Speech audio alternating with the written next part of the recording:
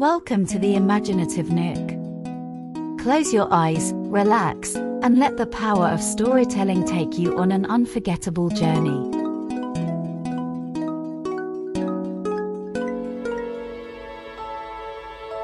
Once upon a time, in a magical land filled with fairies, there were books that held the futures of all the children in the world. Each child had a book that contained leaves with symbols representing their unique characteristics and behaviors. The Enchanted Realm was a breathtaking place, with lush greenery and towering trees that glistened with sparkling dewdrops. The trees were like no other trees in the world. Each leaf was unique and held the characteristics and behaviors that the fairies used to guide the children's lives. The land was home to various types of fairies, each with their own distinct look and purpose. Some were tall and had wings like a butterfly, while others were tiny and had pointy hats like gnomes. Each fairy was responsible for a specific task, such as collecting leaves or deciding which characteristics to give to children. There were magical creatures in the land as well, like unicorns and talking animals. The animals were all friendly and could communicate with the fairies, helping them with their tasks. The air was filled with a sweet fragrance that came from the flowers that grew in abundance throughout the land. The fairies used flowers to create their spells and enchantments.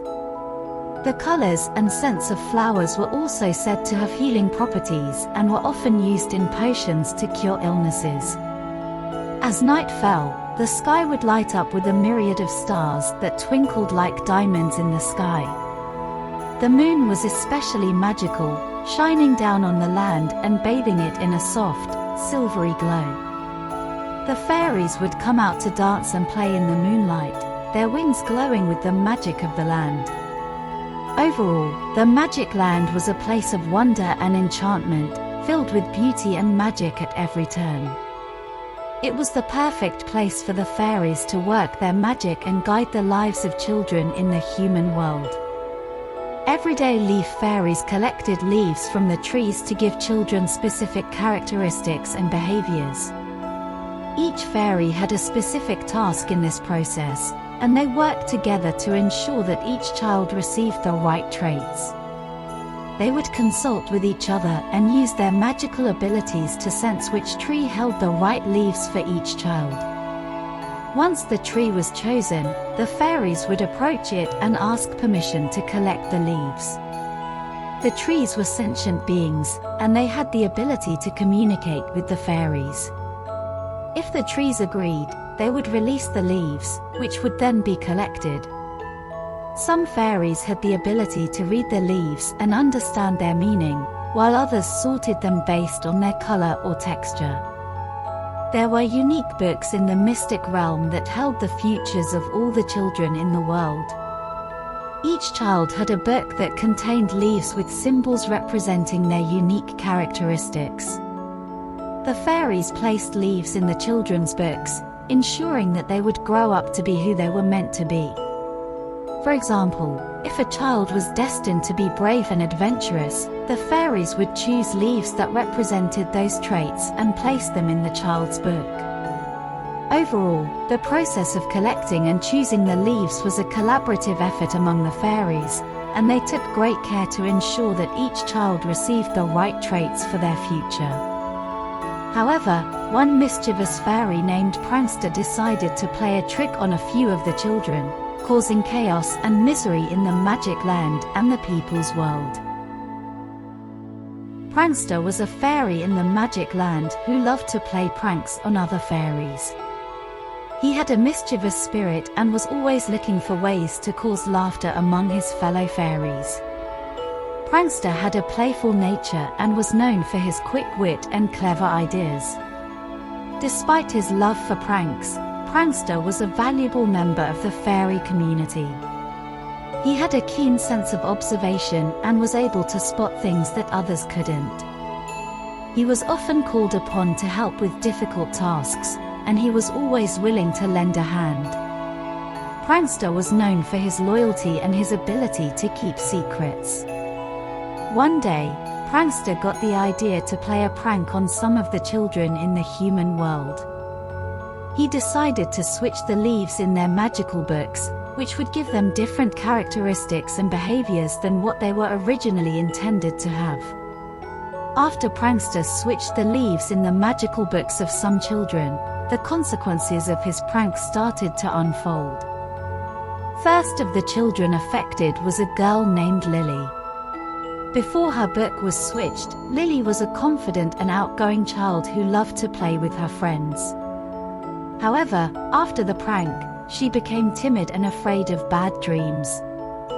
She would often wake up crying in the middle of the night, and she became very clingy to her parents. Another child affected was a boy named Maximum. Max was a lively and outgoing child before his book was switched, but after the prank, he became very fussy and unpleasant to his friends in nursery school. He would throw tantrums and refuse to share his toys, and he would often bully other children. Max's behavior was so extreme that his friends started to avoid him, and he became very lonely. Children started to feel strange and like something was wrong. They couldn't quite put their finger on what was different, but they knew that something had changed. They were confused and a little scared. Also, Max and Lily's parents were at a loss as to what was causing their children's sudden change in behavior. They tried everything they could to help their children, but nothing seemed to work. Prankster confessed to his fellow fairies about what he had done and asked for their help. To fix the magical books, the fairies first had to locate the correct leaves and put them back in the right order. The fairies responsible for putting the leaves back in the books were called the restorers.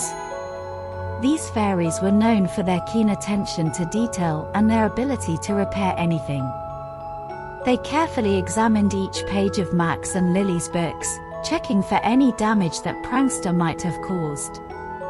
Once the restorers found the correct leaves, they placed them back in the books in the correct order. They used a special type of fairy dust to bind the leaves to the pages, ensuring that they wouldn't come loose or fall out. After the books were fixed, the fairies from the magic land went on a journey to visit Max and Lily. The fairies knew that dreams were a powerful way to communicate with humans, and they were confident that they could reach Max and Lily through their dreams. So, they traveled from the magic land to the people's world and waited for Max and Lily to fall asleep. When Max and Lily fell asleep, the fairies entered their dreams. The fairies appeared to Max and Lily as small, glowing figures with wings. They flew around in the dream, leaving a trail of fairy dust in their wake. At first, Max and Lily were confused and a little scared by the fairies' presence in their dream. But the fairies quickly reassured them that they were there to help. They wanted to explain what had happened and reassure the children that they were safe, loved, and supported. The fairies explained that Prankster had made a mistake, but they had fixed it, and Max and Lily could go back to being themselves again. Max and Lily were relieved to hear this, and they felt a weight lifted off their shoulders. They were happy to have their original characteristics and behaviors back and were grateful to the fairies for fixing their books. Max's fussy and unpleasant behavior disappeared, and he became a friendly and outgoing child again. Lily's fears and anxieties about bad dreams went away, and she became confident and happy once more. In the end, Max and Lily learned a valuable lesson about the power of the magic land and the importance of being true to oneself. During their journey, Prankster learned a valuable lesson about the power of his actions and the consequences they could have. He realized that his love for pranks should never come at the expense of others' well-being, and he made a vow to use his cleverness and wit to help sensitive children overcome their weaknesses and fears. His journey was a reminder that even the most mischievous and playful spirits can learn important lessons and make positive changes in the world. Thanks for watching. Don't forget to subscribe to my channel and hit the notification bell so you never miss a new adventure. I can't wait to share more stories with you soon.